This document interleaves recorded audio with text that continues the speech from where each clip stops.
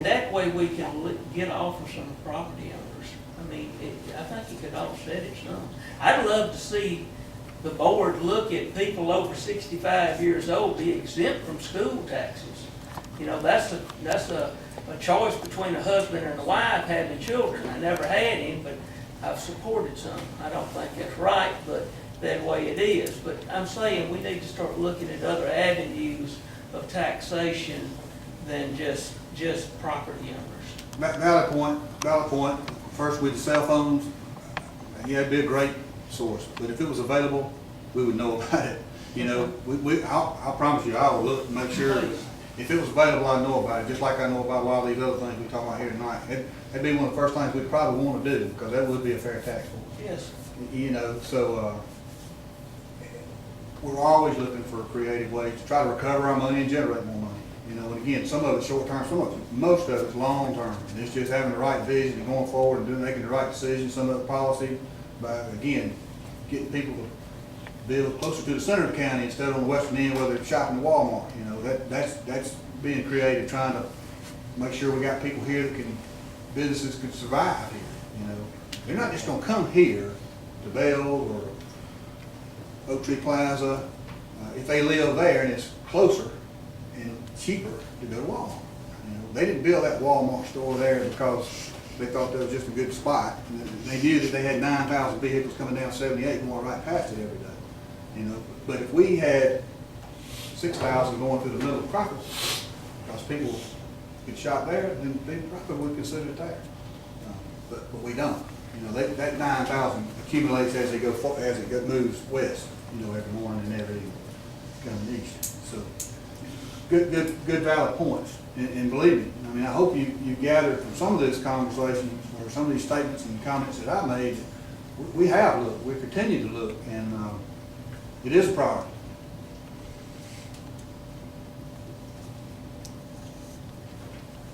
But I don't know how long. All right, we'll be, It's close. he's close. Take recess. Yeah. Well, I want to see if there's any more comments. May I ask one question? So if I read this right, last year we had a income under insurance, and then this year there's two different insurance premium taxes. Is there a reason it's broken out that way? It's two insurance premium taxes, because there's insurance premium tax that goes towards the fire departments, and then there's the remainder. Okay. And then last year there was only one that was listed. We separated it. I think we just started separating it out. Separating Yeah. it out this year. Okay. All right. That's my question. Thank you. So look, is there any other questions? I'd like to, when we were talking about the rec department, what money is put in the budget? I mean, for what purposes at the rec department? Like paying the person who's over the rec department? Well, of and course, like salaries are always a big thing on most of these things. Okay. We send a set amount of money to the rec department that's maintained in the budget, so if they are fortunate enough to work within that budget and generate more revenue and they have some left over, it stays in the rec department. We can use it again as a reoccurring revenue, or as a subsequent revenue. That's the way that works. And of course, if they too much under, we just cut that budget next year. And as y'all all know, if you have kids or grandkids that play sports there, you know, they have to pay to rent their uniforms and they have to turn them back in. So does that money go back in the general budget, or where does that No, money it stays in the rec It department. stays in the rec department. Because they all have to rent uniforms, and the cheerleaders have to rent the uniforms, and they're So- not cheap. Is there any other, yeah, good point. Any other questions? Well, we're still waiting on David Clark, and honestly, you know, this is serious stuff. It is real serious stuff, but I do like to keep things on the lighter side. You know, we are a community. You know, we can disagree and still be a community. With all that said, when old David Clark comes in here, let's clap for him. He didn't have nowhere to land. He landed out there on the highway.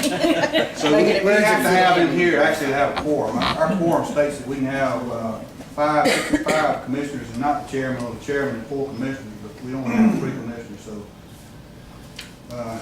we got to have him and George's Ask more wife. questions if you've got time. David, hurry up, John. Hey, David, I need to see you after the meeting. I Can noticed. you get him an escort, David?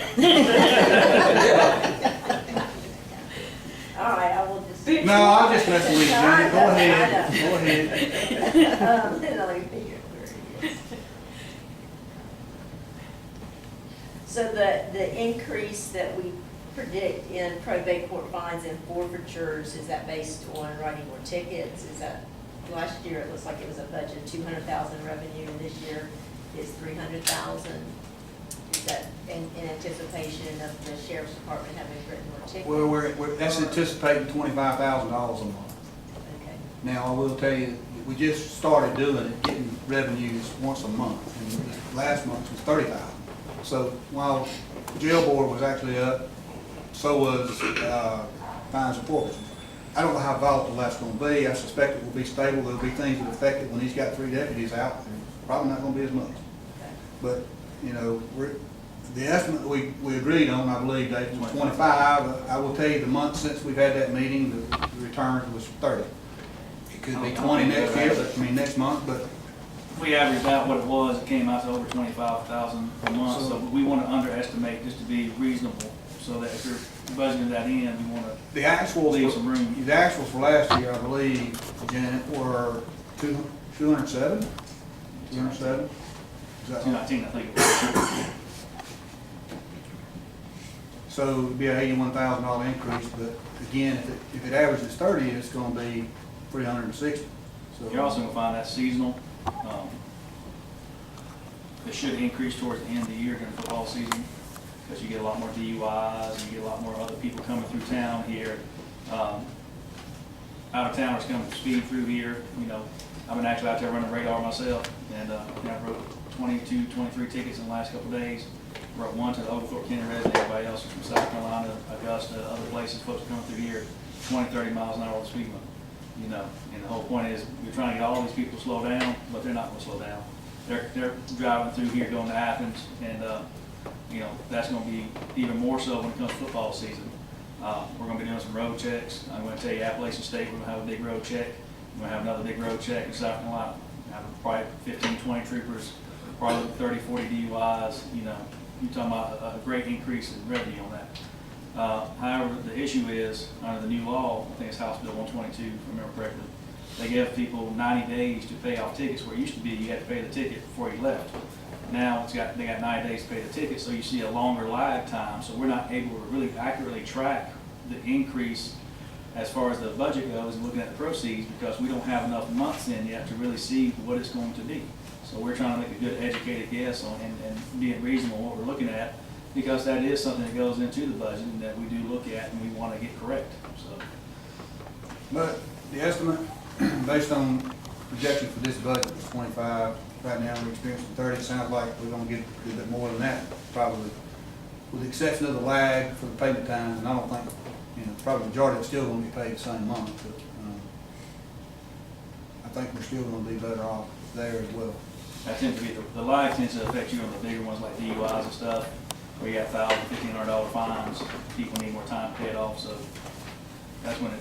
Well, affects it some most. of those will actually appeal to a superior court too, so it Yeah. could be years actually on some of them. Yeah. But then again, you should have some from previous years that are going to be paid. And the EMS, it looks like is budgeted to have less revenue this year than it was budgeted last year. Did it not have as much revenue this year? So the reason, last year it was estimated, the budget figures were $500,000 revenue, and this year we're saying 450. Is that because this year? Obamacare, Huh? Obamacare. Or about Obamacare? That's return relief. So I guess. I don't know if that's it or not. Everybody blames everything on Well, yeah, we Obamacare. can always speculate for a lot of things. But I didn't know if that meant, if we were basing that because we can't bring as much revenue in this year in EMS as we had done in. Yeah, and you know, there's, we actively track that, and actually the trend has been down anyway. And some of it does have to do with the Affordable Care Act or legislation that affects what you can actually charge.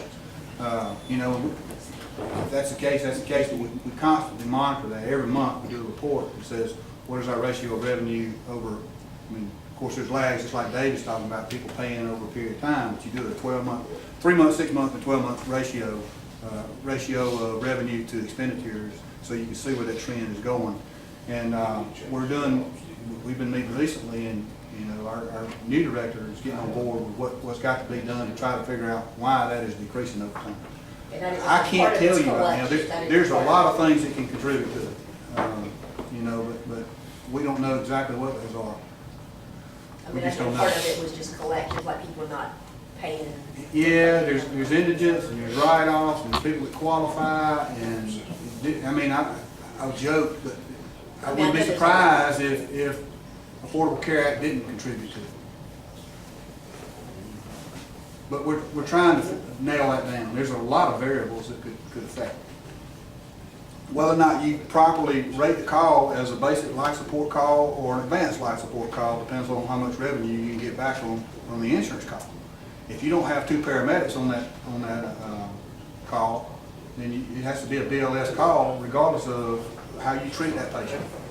And you're going to get less revenue back from the insurance company by law. You can't exceed Medicare rates, I think. But if you don't have qualified staff on that ambulance, then you can't get that return. You get a lesser return, even though you give them the same treatment. That's one of the reasons you see so many paramedics up there now instead of just EMTs. And I think advanced EMTs can actually qualify now for a lot of the basic, for the advanced life support classification. And I would rather you have more conservative estimates on revenue and then make more money than having an overly optimistic view. Well, I mean, but the reality is, I'm telling you, and I'll be glad to show it to you if you're interested, but you can see the trend. I've been doing it ever since I've been in office. We've been doing the ratio of revenue to expenses, doing that on an actual month to month, 3 months, 6 months, and 12 months, so you can see some smoothing going on, so it's just not all over the map. But clearly the trend is down. Basically, right now, I think we're at 61% recovery of expenses. For every dollar we spend in expenses, we're recovering 61 cents. And it was better. I believe that number's wrong. I seen a line on the revenue for the county, and it just said commission. What is it? What was that? What is that? That's the commission we get for collecting the school tax. Oh, okay. Oh, really? Yeah. Okay. That's one of the reasons we approve the school's budget. So does is the So school board have to actually, what pay we're that? doing is approving the collection of their The budget. school board paid that? Yeah, Oh, okay. it's 2.5% of their budget. Oh, I didn't know that. Okay. Now, they've argued. I'm sorry. They've argued that you shouldn't collect that, that we should just do that. And I had one person say, well, it's just punching a button, when you're generating that, but there's a lot more to that. There's tax assessments, which we mentioned earlier, there's, there's tax collections, there's the Board of Assessors. If you look at the costs associated with that, Yeah, I see what you're saying. it's more to it than just, taking their money Yeah, okay. and printing out a tax bill. And the deal I told them, and I'll be glad to do it, I promise you, because at 2.5% we're losing. If they do ours for 2.5%, we can do it. You guys hire all those people and. Right, yeah, right. Okay. And I promise you we'd be better off. But personally, I will tell you, I don't see the difference between school tax and the county tax. To me, if we can help them, if I can spend $3,000 and help them save 15 by doing it to somebody else, I'll do it, because it's gonna help my bottom line. And a lot of folks don't see it that way. In fact, they call here and complain about school tax all the time. But of course, we don't really control that. We will approve their budget, but it's basically saying we will collect their tax. And I think it actually words it that way. So what do they, does the school board, do they have to come before y'all and present their budget to y'all? They don't have to do that?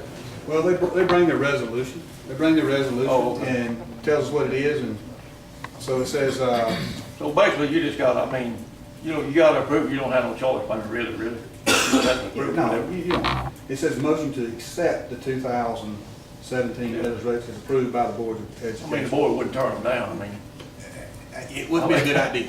It wouldn't be a good idea. You might could, but it wouldn't hold up. Okay. I didn't know that.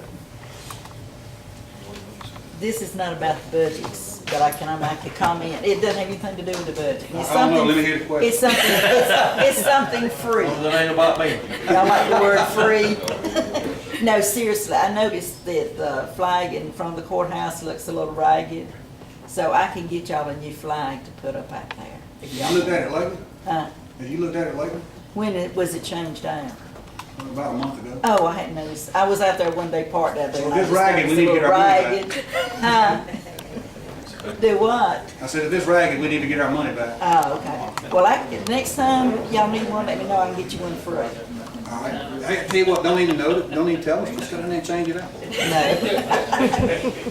Well, it's been a while since I noticed it, and I've been aiming to just call and see if y'all need a new one. We can get you a new free. Yeah, we need one, I'm sorry, I was wrong. Just- No, seriously, Woodman Life Insurance, our chapter 39. Yeah. They give us free flags for, anything that's not a private business or a personal. You know, if it's, county buildings or anything like that, we can get flags free. We just can't get them to you as an individual business or whatever, so. Look, we're waiting on David. Really, the only thing left to do, unless you have any more questions, is we gotta approve this millage rate, and we gotta have that board member. And we gotta approve the millage rate for the schools. Other than that, there really is nothing else that's gonna have public input. So you're welcome to hang around here and wait on that grand event, or you're welcome to leave. It's up to you. I offered to text David, because I told Sheriff David that David Hart was my deacon. And of course, I have him in my cell phone, so I was gonna go outside and call him or text him or whatever. My Sheriff David said that I must be an awful sinner if I had my own deacon.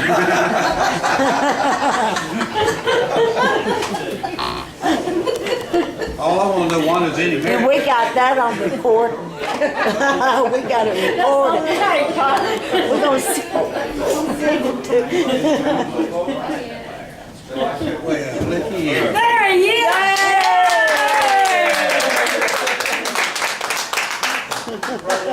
Caterers will be here momentarily, but we can go ahead and get the meeting started. All right, I have more questions. We praised you up, buddy. Thank you, David. Janet was fixing to really rake me over the coals. We're gonna build you a landing strip right That's exactly what I was thinking. Y'all hadn't done that. You could have just made an emergency landing that on the road. Thought about it. Fly your helicopter. All right, David, we've just been waiting this whole time, nothing's happened, no conversations. Right. So, glad you could be here. And I think it was very productive. In fact, I think all of our budget hearings were productive. You know, that some of them turned, like this one, into a town hall meeting, but that's fine. There's nothing wrong with that, nothing wrong with it. So at this point, it's the pleasure of the board, then we will entertain a motion. First one would be the motion to approve the Oglethorpe County Board of Commissioners 2018 operating budget of $7,208,510. So moved. We've got a motion, do I have a second? Second. Is there discussion? What's that, an increase of? Increased dollar amount is $265,000. Excellent. I see. Net increase, yes. Is there any further discussion? Not all those in favor signify by raising the right hand. The second is we need a motion to adopt the 2017 tax resolution setting the unincorporated millage rate at 8.315 mils and the incorporated millage rate at 10.092 mils to collect $3,130,345 needed in property taxes. I'll offer a motion to approve this tax resolution. Second. I've got a motion and a second. Is there discussion? Being none, all those in favor signify by raising the right hand. Thank you. And the third and final point of business is a motion to accept the 2017 millage rate as approved by the Board of Education, setting the maintenance and operations millage rate at 18.896 mils and an additional 2.982 mils for the school bond obligation. So moved. Second. Got a motion and a second. Is there any discussion? If not, all those in favor signify by raising your right hand.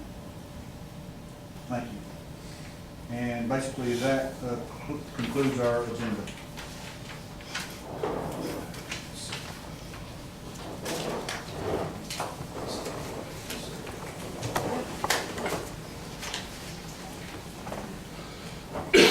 That being the case, I'll entertain a motion to adjourn. Got a second? Second. All those in favor, rise. Me.